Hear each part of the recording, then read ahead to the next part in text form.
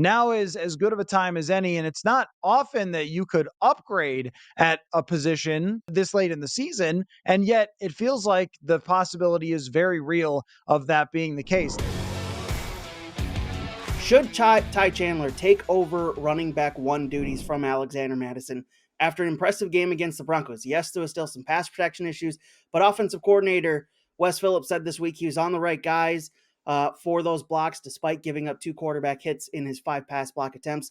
So where do we stand on the running back debate with Ty Chandler and Alexander Mattison? I think what's very clear is that Ty Chandler is the much more explosive of the 2 running backs, but it was a matter of could they trust him? And that does mean pass protection, but it also means just getting the details of the offense right. When are you supposed to be in for protection? When are you supposed to go out on your routes? Where are you running to? Behind which blocks? Going the right direction? And I think it took him a while to master these things because there's just a massive difference between college and the NFL. And we've seen some running backs come in right away and have success. So we think that that's what everyone should be able to do, but there's different development curves for different players. But what we saw was the more they put on Ty Chandler's plate the last 2 weeks, the more success he's had, the more he's shown that he has a special running ability, not just on those plays where he gets loose in space, but also even dealing with just following his blocks and being patient and pushing forward for an extra couple of yards.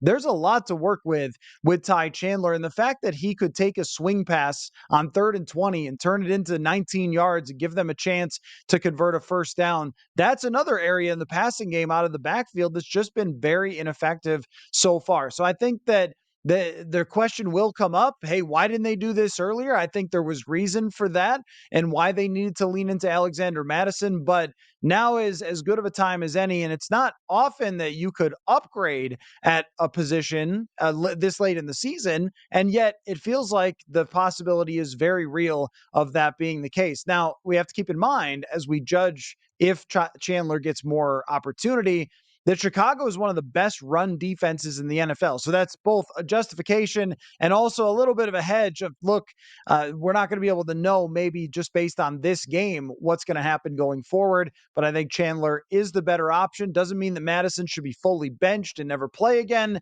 but they might have an RB1 here in Ty Chandler. He should be the one getting the football. That's been another Purple Insider Extra for Bring Me the Sports. Be sure to rate, review, and subscribe to the Purple Insider Podcast wherever you get your podcasts. Talk to you next time.